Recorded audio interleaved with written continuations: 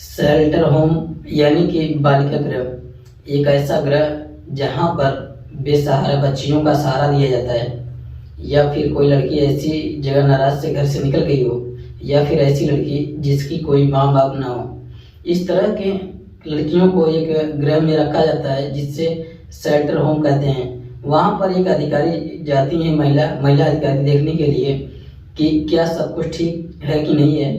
तभी एक लड़की के पास जाती हैं जिसकी उम्र लगभग 12 या 13 साल के आसपास रही होगी।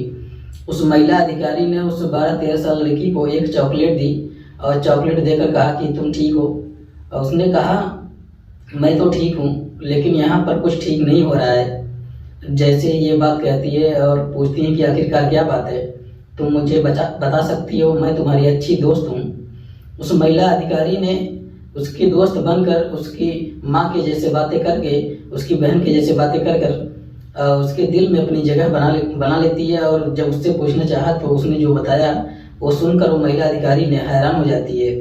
दरअसल वो बताती है कि 7 साल की लड़की को कुछ लोग ले जाकर जाते हैं, उसके साथ गंदा काम करते हैं और गंदा काम करते समय उसकी मौत हो जाती है और वो मर जाती है।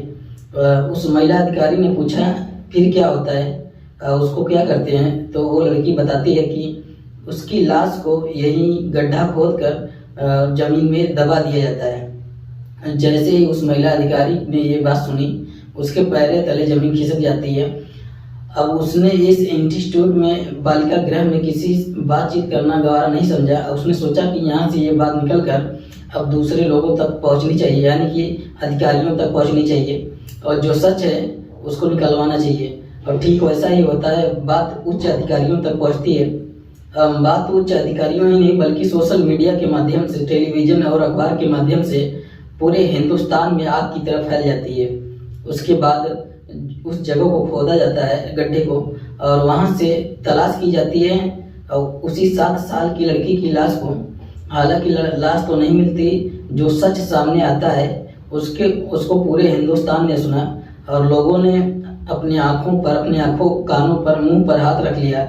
ये सोचने पर मजबूर हो गए कि इस प्रदेश में इतनी बड़ी घटना कैसे हो सकती है। आज की कहानी उस प्रदेश की है जिसमें उस घटना के बाद पूरे प्रदेश ही नहीं, पूरे देश ही नहीं, पूरे देश में तहलका मचा दिया था। नमस्ते, प्रणाम, हर हर महादेव। मैं ओम प्रकाश पाल। आज की जो सच्ची घटना मैं आपको सुनाने जा रहा हूँ, यह सच्ची घटना है बिहार प्रदेश की। दरअसल मुंबई की एक संस्था होती है जिसका नाम होता है टाटा इंस्टीट्यूट और सोशल साइंस। बात कर रहा हूँ साल 2017 की। वो बिहार प्रदेश में जाती है ये संस्था जाने के बाद अलग अलग शेल्टर होम, बालिका गृह के अंदर जाकर ये सर्वे कर रही थी और ये जानने की कोशिश कर रही थी, और उनके दौरान यहाँ सब कुछ ठीक है कि नहीं है। इसी दौरान वहाँ जाने के बाद मुजफ्फरपुर एक जगह लगती है, मुजफ्फरपुर में साहू रोड पर एक बालिका गृह होता है। बालिका गृह में बच्चों से पूछा जाता है, लड़कियों से अलग अलग बातचीत की जा रही थी। किसी ने कहा मेरी लव मैरिज हो गई थी, लेकिन मैं उम्र कम थी इसलिए मैं पकड़ी गई, मुझे यहाँ भेज दिया गया। एक और सी बातचीत करती हैं तो कहती हैं कि मैं अपने घर वालों से बिछड़ गई थी और मुझे याद नहीं मेरे मम्मी मेरे पापा कहाँ हैं, इसलिए मुझे यहाँ ला कर रख दिया। एक और लड़की से पूछा, उसने कहा कि मेरी मम्मी पापा जो हैं अब इस दुनिया में मेरा कोई नहीं है, इसलिए मुझे ला कर यहाँ छोड़ दिया है। इसी तरह से यहाँ पर थोड़ी बहुत लड़कियाँ नहीं बल्कि यहाँ पर 42 लड़कियाँ थी, और किसी की उम्र 7 साल, किसी की उम्र तो लगभग 15-16 साल के आसपास। इसी तरह से जो लड़कियाँ थी वो यहाँ रह रही थी, और उनके खाने का, उनके रहने का जो भी व्यवस्थाएं होती थी, सब कुछ जिम्मेदारी उनकी संभाली जा रही थी। अब इस संस्था ने और बातचीत करने की कोशिश की कि तुम्हारा यहाँ मन लगता है कि नहीं लगता है, टीवी देखती हो कि नहीं देखती हो, पढ़ाई करती हो कि नहीं करती हो। तमाम तरह के सवाल थे। इन सवालों के जवाब मांग रहे थे, और सवालों के जवाब के दौरान ही अलग अलग लड़कियों ने अलग अलग कहानी सुनाई। उन्होंने कहा कि यहाँ पर एक हंटर वाले अंकल जी आते हैं। वो पूछते हैं कि हंटर वाले अंकल जी क्या करते हैं, तो कहती हैं कि हंटर वाले अंकल जी ने अलग कमरे में लेकर जाते हैं और उनके साथ गंदा काम करते हैं। यदि किसी लड़की ने मना किया तो उसे वो हंटर से पीटते हैं और बहुत बुरी तरह से मारते हैं। अब ये सर्वे करने वाली टीम थी, सर्वे करने वाली टीम की हालत खराब हो जाती है। वो सोचने पर मजबूर हो जाते हैं कि पूरे प्रदेश में जहाँ जहाँ तहाँ घूमे, लेकिन जहाँ तहाँ इस तरह की शिकायतें नहीं मिली। दूसरी लड़कियों से बातचीत की जाती है। दूसरी लड़कियों में एक लड़की ने कहा कि यहाँ मूँछों वाले भी अंकल आते हैं, उनकी बड़ी बड़ी मूँछें हैं, और जब उनका जिसके साथ मन करता है उसको बुलाते हैं, उनके साथ गंदा काम करते हैं। ऐसे करते करते तीसरे अंकल का नाम आता है, और तीसरे अंकल थे मोटे पेट वाले अंकल। यानी मोटे पेट वाले अंकल आते हैं और जिसका मन करता है उस लड़की को अपने साथ लेते हैं और उसके साथ वक्त बिताते हैं, प्यार करते हैं, और प्यार करने के बाद उसे छोड़ देते हैं। अब तो ये आदत सी बन गई थी, प्यार से माना प्यार से, और प्यार से नहीं माना तो फिर हंटर से और मार से, यानी कि लड़कियों को मानना ही पड़ेगा। कई लड़कियों के साथ ऐसा होता था, नशा दिया उन्हें अपनी मर्जी से, जहाँ चाहे वहाँ ले गए। यदि नशे की बात नहीं मानी तो उस मार के साथ कुल मिलाकर ऐसे चलता रहता था। अब ये जो संस्था होती है टाटा इंस्टीट्यूट की ऑफ सोशल साइंस, इसकी होस्ट फाख्ता हो जाते हैं और सोचने पर मजबूर हो जाते हैं कि आखिरकार करें तो क्या करें। नवंबर 2017 में वो बिहार प्रदेश में एक रिपोर्ट तैयार करके देती हैं कि तुम्हारे मुजफ्फरपुर की एक सेंट्रल होम के अंदर, बालिका गृह के अंदर लड़कियों के साथ इस तरह की हरकतें हो रही हैं। बल्कि एक लड़की की तो हत्या भी कर दी गई है और उसको जमीन में दफना भी दिया गया है। इस मामले की जांच करिए, पड़ताल करिए। लेकिन जांच पड़ताल कर नंबर आता है तो सरकार ने शुरुआत में इस मामले को बड़ी गंभीरता से नहीं लिया और इसलिए मामला बड़ा ठंडे अवस्था में चला जाता है। लेकिन अखबार में खबर छपने के बाद जब सोशल मीडिया पर ये लगातार हाईलाइट हो रहा था मामला, फिर पक्ष हो विपक्ष हो, सरकार हो गैर सरकार हो, अब जो भी थे उन्होंने सड़कों पर उतरने का फैसला ले लिया और हम इसके खिलाफ पूरी तरह से आवाज़ उठाते रहेंगे। और धरना प्रदर्शन जब शुरू होता है तब जाकर कहीं सरकार की नींद टूटती है, और सरकार की नींद टूटती है तो यहाँ की लड़कियाँ थी 42 लड़कियाँ, उन लड़कियों में से कुछ लड़कियाँ पटना रेफर कर दी जाती हैं और भेज दिया जाता है। कुछ लड़कियों का मुकामा एक जगह लगती है, बालिका गृह होता है, वहाँ भेजा जाता है। अब इसके बाद बारी बारी से हर एक लड़की का मेडिकल परीक्षण किया जा रहा था। जब मेडिकल परीक्षण करने के लिए मेडिकल कॉलेज के हॉस्पिटल यानी कि PMCH वहाँ भेजा जाता है, और 42 लड़कियों का जब मेडिकल परीक्षण कराया जाता है तो पता चलता है कि 34 लड़कियों के साथ एक बार नहीं बार बार जितनी बार हो सकता था उतनी बार उनके साथ बलात्कार हुआ था। और वो लड़की किसी के साथ, किसी की उम्र 7 साल होती है, किसी का उम्र 10, किसी का 12, किसी के 14, किसी का 15 साल। इस तरह से ये गरीब घरों की लड़कियां थी। और लड़कियां जब नाराज होकर घर से भाग जाती थी तो साथ नहीं मिलता था। ऐसी लड़कियां जिससे किसी ने बहला फुसला कर उससे शादी कर ली, लेकिन उसकी उम्र अभी 18 साल कंप्लीट नहीं हुई थी, उस लड़की को यहाँ पर भेजा गया था। किसी लड़की के माँ बाप नहीं हुए और उस लड़की को मजबूरी में यहाँ पर रखा गया। कुछ इसी तरह का लड़कियों के लिए बालिका गृह ये बनाया जाता है। दरअसल इससे पहले भी किसी बालिका गृह की और कहानी बताऊं आपको। मैं आपको ये बताता चलूं, बिहार प्रदेश का जो मुजफ्फरपुर है वहाँ पर जिला मुख्यालय से 18 किलोमीटर दूर एक पचदही एक जगह लगती है।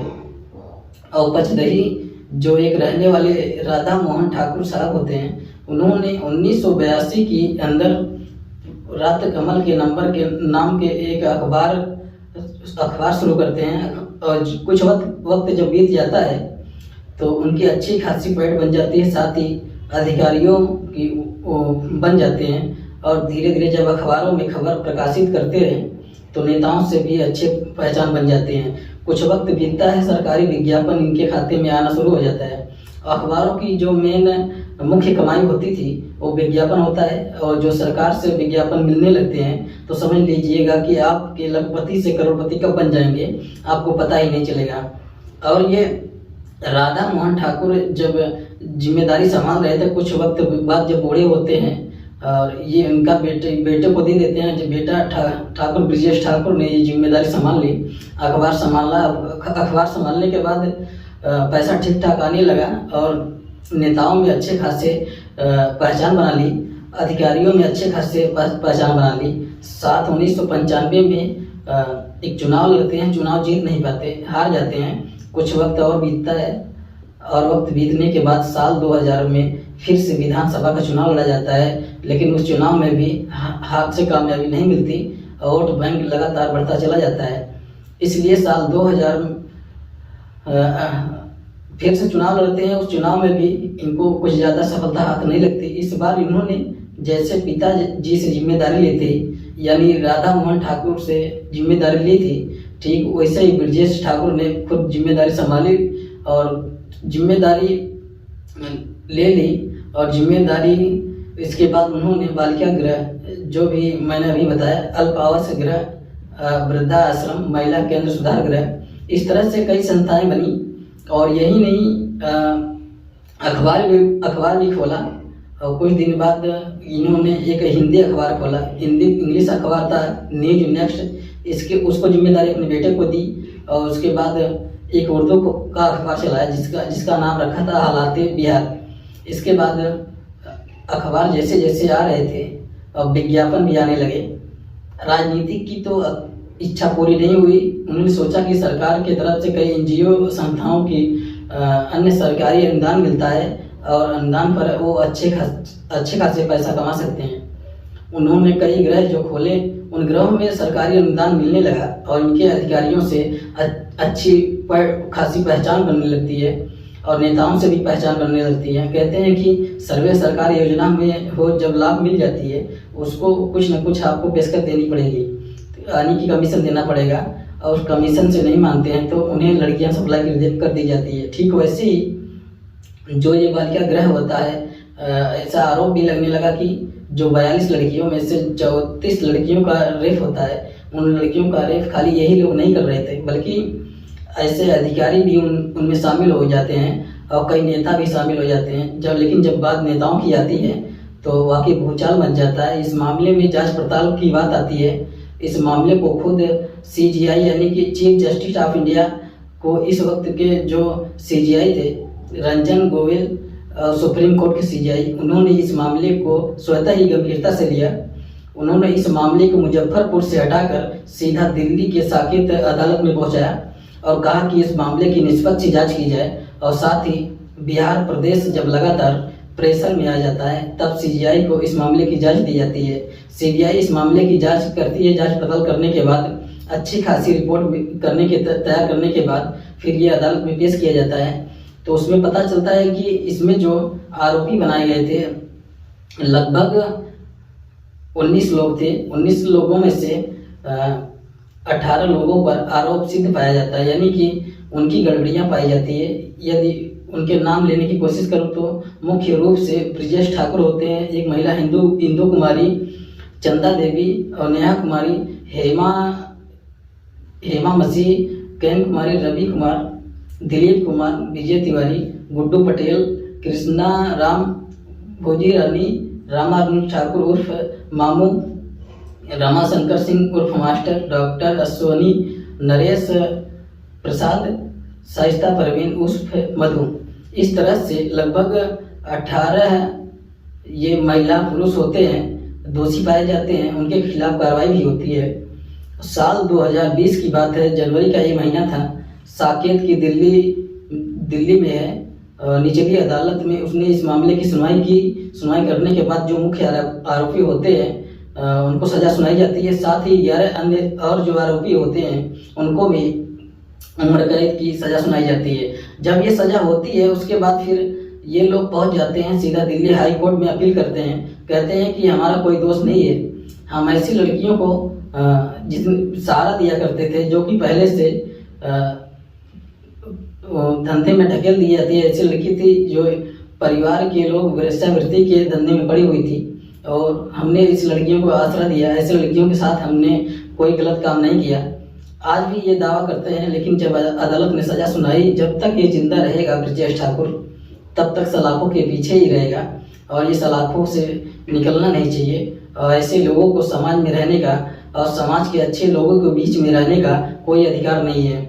जब ये घटना पूरी कहानी उस वक्त सोशल मीडिया के अखबार में आती है, गरीब बच्चों के बारे में पता चलता है कि इस तरह से उनके साथ बलात्कार हुआ है, किस तरह से उनके साथ घिनौना हरकत हुआ है, एक बार नहीं बार बार, क्योंकि ऐसा मेडिकल की रिपोर्ट भी आती है। और जब 164 के बयान मजिस्ट्रेट के सामने लड़कियां देती हैं तभी वो अपना कहानी सुनाती हैं। तो कुछ बातें ऐसी होती हैं जो बाहर आनी भी नहीं चाहिए, जिससे कि वो बाहर बात आती है तो उससे बहुत ज़्यादा दुख भी होता है। लेकिन अभी हाल ही में एक फिल्म आने वाली है जिसका नाम है बच्चक, जो कि एक बताते हैं कि शाहरुख खान उसमें प्रवेश कर रहे हैं उस फिल्म को। उन्होंने पैसा लगाया कि गौरी खान ने और भूमि पेडनेकर एक हीरोइन ने इसमें पत्रकार की भूमिका निभाई है और जल्द ही पर्दे पर आपको दिखाई देगी। हालांकि जो कहानी की बात है, असली कहानी के नाम बदल दिए गए हैं, जगह के नाम भी बदल दिए गए हैं, लेकिन इस कहानी का असली चेहरा उस फिल्म की कहानी के माध्यम से आपको दिखाने की कोशिश की जाएगी। दोस्तों, इस पूरे घटनाक्रम को सुनाने का उद्देश्य किसी को परेशान करना नहीं है, किसी का दिल दुखाना नहीं है, बल्कि आपको जागरूक करना है, आपको सचेत करना है। जय हिंद, जय भारत।